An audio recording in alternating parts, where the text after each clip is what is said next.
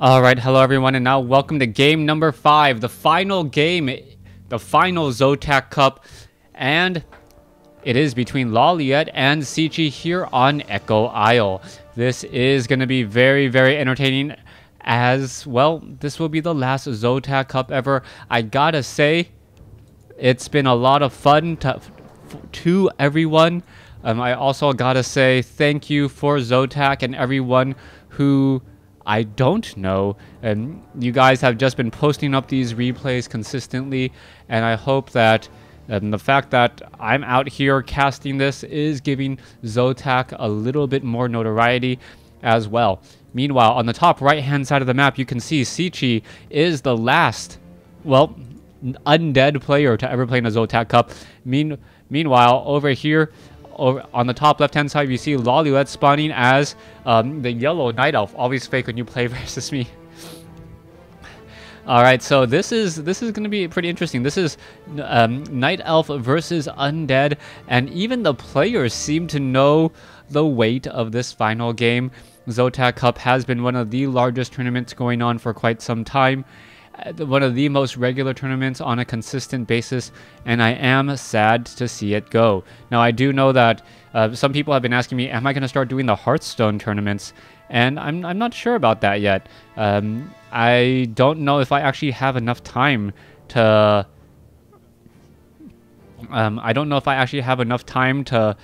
sit down and really play really strong constructed decks. And, well, it's interesting to see whether or not LawLiet and Cechi are still going to be playing WarCraft 3 once the Zotac Cups are over. There are always going to be some Korean leagues and some Chinese leagues as well. The European players, on the other hand, may find it a little bit more difficult, as LawLiet is going to be doing some Ancient of War creeping. Death Knight is already out on the field at the 2-minute mark, and the Death Knight is running across the map now. Where is he going to go? What is he going to do in terms of damage? Cechi could easily try and interrupt this. The Ancient of War is actually rooted, though. And what is this? LawLiet is actually waiting for the Death Knight to make its way over. This is not what I was expecting at all. Another archer is being trained up first, and here you go, the Death Knight now finally picking up on Holy Aura. This is rather interesting and a little bit strange. He wanted the faster movement speed, knowing that a Death Coil would not be able to steal any experience. The Death Knight still wandering around here. Meanwhile, back at home, Cechi is adding in more and more ghouls. And what is good about Echo Isle is that there are 2 green creep camps right next to your base.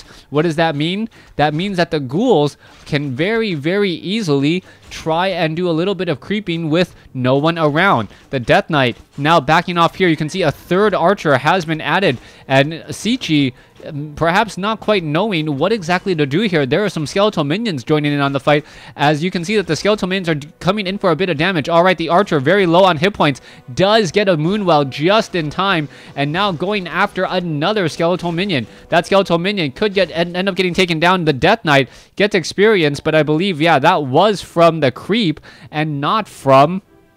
Oh, in comes the Death Knight again. Are we going to perhaps get another Rod of Necromancy charge? 4 archers are already making their way in. And LawLiet has a very sizable ghoul army. 7 ghouls already on their way across the field. And the Demon Hunter could still be adding in more and more archers to that number. All right, is there Dust of Appearance? Oh, there is Dust of Appearance, but the Death Knight doesn't seem to know that the archers are all right there.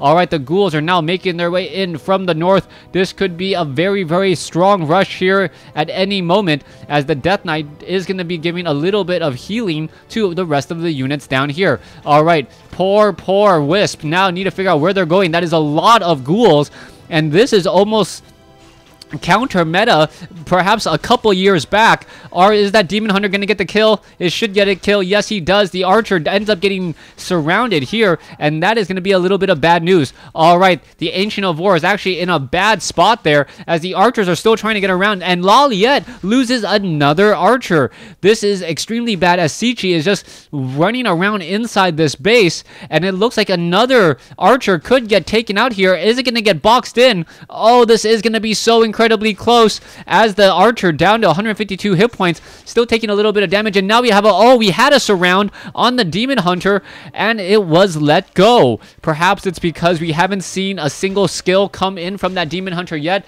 The demon hunter has yet to use mana burn or immolation or evasion. Yes, if it had actually teched immolation, all of a sudden, all of those ghouls would have been taking far too much damage as the Demon Hunter now trying to catch up to, say, another ghoul. The Demon Hunter may get to level 2 here. Is it going to be able to do so? Is trying to run around. It looks like the Skeletal Minion, does not get there in time as now the Demon Hunter is ready to just tear up through all of these ghouls. The ghouls now down to 129 hit points, 95 hit points. Is the Demon Hunter going to be able to move around again? Yes, those boots of speed have been able to translate into a number of minion kills here. And yes, this is Blight, not Creep. Those ghouls are not Zerglings. They do not run faster on Creep. All right, anyways, let's take a look at this. The Demon Hunter and the Panda now running around there. There's a mana burn finally, as the Panda has yet to lay down a Drunken Haze, so that Death Knight is not really going anywhere. The units could be coming back around on the far side. It looks like that is going to be the case, as another mana burn does get placed down onto that Death Knight. I really don't know about that mana burn onto the Death Knight there, as the mana is starting to slowly replenish. As long as he's... I guess as long as he's above 200 mana every time he mana burns, then effectively he's always trying to make sure that there's damage onto that Death Knight that could be translated a little bit later. There you go, another mana burn there again, as the Death Knight's still wandering around in circles and hoping to make a bit of a play. A Lich now added, so this is a repeat of Game 4, but are we going to have perhaps different results? So far, Renegade Wizard now coming in, gonna go ahead and get taken down. The Death Knight is right here as well. The archers are gonna be falling if they are not moving. They are going to quickly shadow meld. The Dust of Appearance charges are gone on that Death Knight, but we should be able to see a Lich come in here in just a moment. A beautiful, beautiful recovery there to get a little bit more experience, but we are going to be going into Daybreak. There's a Frost Nova. There goes an Archer, and now all the units are slow in the back. The Lich seemingly coming out of nowhere and dealing a tremendous amount of damage. However, Breath of Fire, Frost Nova onto the Panda. Panda now taking a lot of damage here. Is it going to be able to break free? Tries to break the units out. However, Wisp, Detonation coming in from behind. There goes the Panda as the Death Knight now gets to level 3. Lich still sitting at level 2. No, sorry. The Death Knight getting to level 2. Lich sitting at level 1. Demon Hunter sitting at level 2 as they are still chasing across the map. So far, Cechi has really just shown the power of Crypt Fiends and Obsidian statues. That's looking like what he's going to be going for. LawLiet may try to change this up. No, he is still going to be going for dual Ancients of Lore with Dryads and Bears. It's really come down to execution. Who's ever able to execute a little bit better has come out ahead. And right now, I gotta say that the Undead seems to have the execution strategy down. Cechi sitting at 36 over 50 supply, needs to get in a little bit more life. The Orb of Corruption may be given to the Lich here in just a moment. Yes, it was given to the Lich. There you go. And now that -5 armor can be applied as a debuff. And -5 is surprisingly high. A -5 armor does reduce the amount of armor, which is also essentially reducing the amount of effective hit points that a unit has. All right, the Demon Hunter now attempting to take down the Nightcrawlers here. The Demon Hunter now making its way over. Meanwhile, back off to the north here, Death Knight now attempting to take down the Ogre Warriors. There it goes. And this is potentially the best creep camp on the map. The Dryads are coming in, and you can see LawLiet actually coming in with the steal on the tome. And if that Demon Hunter escapes with 25 hit points or less, or even 30 hit points or less, I gotta say that the tome actually is making a difference. Every point of strength increases the regeneration rate as well as the maximum hit points, as that Demon Hunter is still wandering back and forth. Lich now at 2. Death Knight still at 2. Are we going to get to level, get another hero, perhaps a Naga Sea Witch or a Dark Ranger? That seems to be what we are waiting for on right now. And where is it going to be? Yes, it is a Naga Sea Witch. And with that, the cold arrows could spell absolutely doom for LawLiet's army. LawLiet is coming in with the skeletal minion. However, the Panda apparently not wanting the free experience there. One more hit would have done it. And there it goes, finally getting the experience there. The Panda sitting at 2.5 almost. Demon Hunter almost sitting at 3. And really, the Death Knight and Lich is making a very, very strong play at this point. You can see the number of ghouls that he has. You can see very, very effective creeping. The Death Knight also with a very good item in that Potion of Greater Mana should be able to save any low hit point units for a long battle, as now the Demon Hunter is at level 3 and the Panda is almost at 3. Mana burn onto the Naga Sea Witch. Alright, in comes the Destroyers. You can see also a couple of Wand of Illusion Crypt Fiends, as this poor unsuspecting Druid of the Claw has to be very careful. Staff of Preservation, I guess making it so that it doesn't have to be careful, as it teleports all the way back home for free. Alright, there's some Obsidian statues. Back over here, what is happening next? Destroyers. Naga Sea Witch, Death Knight, now down over here as well. Scroll of Town Portal has been picked up. We may creep down this bottom right-hand side expansion here in just a moment. The Death Knight still sitting at 2, though, needs to consider his options, and it looks like it is just going to be a straight-up creep camp. 407 experience away, 93 experience away. I do not believe it will be enough. As yes, he is now sitting at 462 in terms of experience out of 500. Naga Sea Witch also getting very, very close to level 2 as well. And this Renegade Wizard creep camp at the Mercenary camp may just be enough for that Death Knight to get that extra little bump of experience that he's looking for. Alright, Cechi losing some of those skeletal minions, but that is not something that he is really deeply concerned about. He needs to get to level 3 on this Death Knight, and now getting up to level 3. Are we going to perhaps see a level 3 or level 2 Naga Sea Witch? Yes, we are. The Death Knight not aware that there is a Demon Hunter who is currently invisible, just keeping track and keeping tabs on this army. It would be hilarious to see a Destroyer randomly devour magic right here, and if he does randomly devour magic, this Demon Hunter would pretty much be done, save for the Potion of Lesser Invulnerability, as Cechi now sitting at 50 over 60. Meanwhile, LawLiet sitting at 48 over 50. Both sides very, very invested in the upcoming fight, but Cechi is actually letting this game get away from him right now. You can see that the Panda now sitting at 3, and the Demon Hunter, where is that Demon Hunter? Demon Hunter is nowhere to be found, but the Panda does have a Scroll of Town Portal, so he will be able to get the heck out of dodge when the time arises. Alright, Tome of Experience now. The Panda sitting at 1,000 hit points. As you can see, a Wand of Illusion, the Death Knight, wandering off over here, as the Demon Hunter has taken out a number of Acolytes.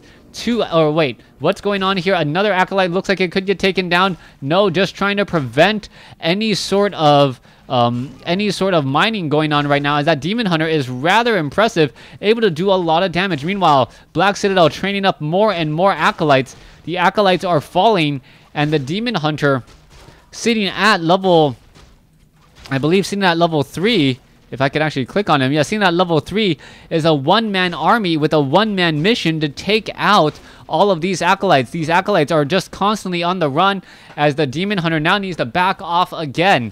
Alright, are we going to see, oh yes, Staff of Teleportation now heading back home.